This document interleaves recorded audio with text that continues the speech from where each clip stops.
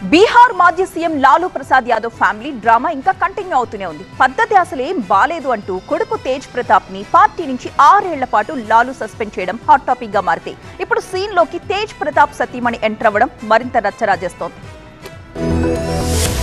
RJD అధినేత బీహార్ మాజీ CM Lalu Prasad Yadav కొడుకు తేజ్ ప్రతాప్ యాదవ్ తీరు మరోసారి చర్చనీయాంశమైంది. ఆయన పెట్టిన పోస్టు నెట్టింట వైరల్ గా మారింది. ఓ మహిళతో 12 ఏళ్ల పాటు రిలేషన్షిప్ లో ఉన్నానని చెప్తూ ఫోటో షేర్ చేయడం రాజకీయ దుమారం రేపింది. వెంటనే కొడుకు తేజ్ ప్రతాప్ యాదవ్ ను లాలూ ప్రసాద్ 6 ఏళ్ల పాటు పార్టీ నుంచి సస్పెండ్ చేశారు.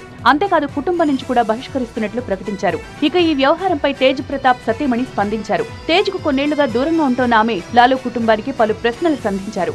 అన్నీ తెలిసి తన జీవితం నాశనం చేశారంటూ లాలూ ఫ్యామిలీపై ఐశ్వర్య ఆరోపణలు చేశారు. తనను ఎందుకు కొట్టారని ప్రశ్నించారు. వాళ్లంతా కలిసే ఉన్నారని, విడిపోలేదని అన్నారు. త్వరలో బీహార్ ఎలక్షన్స్ ఉన్నందున ఈ డ్రామాలాడుతున్నారని మండిపడ్డారు. తన జీవితంతో ఎందుకు ఆడుకున్నారో లాలూ ఫ్యామిలీ సమాధానం చెప్పాలన్నారు. చేసిందంతా వాళ్లు చేసి తనపై నిందలు వేశారని ఆవేదన వ్యక్తం చేశారు. తేజ్ ప్రతాప్ 12 ఏళ్ల నుంచి మరో మహిళతో సంబంధం పెట్టుకుని తనను బ్లేమ్ చేశాడని అన్నారు. తనకు న్యాయం జరిగే వరకు పోరాడతానన్నారు ఐశ్వర్య. మరి చూడాలి ఈ ఇష్యూ ఇంకెంత దూరం వెళ్తుందో.